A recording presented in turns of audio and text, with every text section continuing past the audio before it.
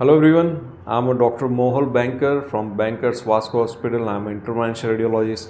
અને આજે આપણે વાત કરવા જઈ રહ્યા છીએ કે જ્યારે સ્પોર્ટ્સ ઇન્જરીમાં જ્યારે તમે કૂદકા મારવાનું થાય, એફએસઆઈડ મૂવમેન્ટ થાય, અનકન્ટ્રોલ ઓવરલોડવાળી મૂવમેન્ટ થાય ને એ પછી જે ઘૂંટણનો દુખાવો થતો હોય છે અને એ દુખાવો પણ એક નોન સર્જિકલ ટેકનિક, જાપાનીઝ ટેકનિકથી આપણે કેવી રીતે મટાડીએ છીએ. સો આજે પેશન્ટની વાત કરીએ તો યંગ પેશન્ટ્સ ઓલરેડી એ એથ્લેટિક એક્ટિવિટીમાં ઇન્વોલ્વ હતા અને ઘણીવાર પડવાનું થયું, ઘણીવાર કોઈ અનકન્ટ્રોલ ઇન્જરી થઈ, પછી ઘૂંટણમાં દુખાવો રહેતો હતો. આ દુખાવો એમને જતો જ નહોતો, વર્ષોથી રહેતો હતો.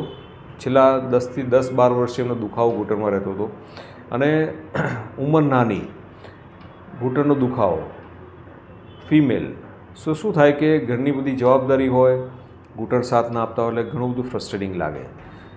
એની અંદર અમે આ જે જાપાનીઝ ટેકનિક છે એ જેનિક્યુલર આર્ટરી એમ્બ્યુલેશન કર્યું.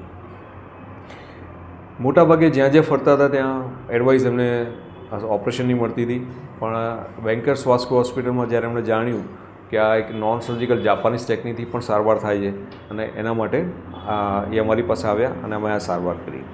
આ જે જેનિક્યુલર આર્ટરી એમ્બ્યુલેશનમાં કરીએ શું તો એન્જિયોગ્રાફી કરીએ છીએ, જેમ આપણે હાર્ટની એન્જિયોગ્રાફી કરીએ એવી રીતે ઘૂંટણની એન્જિયોગ્રાફી કરીએ અને એન્જિયોગ્રાફી કરી અને જ્યાં સોજો દેખાય ત્યાં સ્પેશિયલ 45 માઇક્રોન્સ પાર્ટિકલ ઇન્જેક્ટ કરીએ છીએ.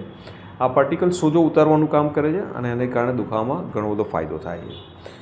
આ પેશન્ટની વાત કરીએ તો એમને ગાદી સારી હતી, પણ રિપીટેડ ટ્રોમાને કારણે જે સોજો, જે ઇન્ફ્લેમેશન જોઈન્ટમાં ડેવલપ થયેલું, આ ઇન્ફ્લેમેશન અમે આ ટેકનિકથી મટાડ્યું અને નાવ the patient is very fine. એમને ઘણો બધો દુખાવો ઓછો થઈ ગયો છે. સો સ્પોર્ટ્સ ઇન્જરી પછી પણ ગોઠણનો દુખાવો આ જાપાનીઝ ટેકનિક જેનિક્યુલર આર્ટરી એમ્બ્યુલેશનથી વગર ઓપરેશને તમે કાઢી શકો છો. Thank you so much for listening this talk. If you have any kind of question, do ask me. I would be very happy to give you answer. Thank you.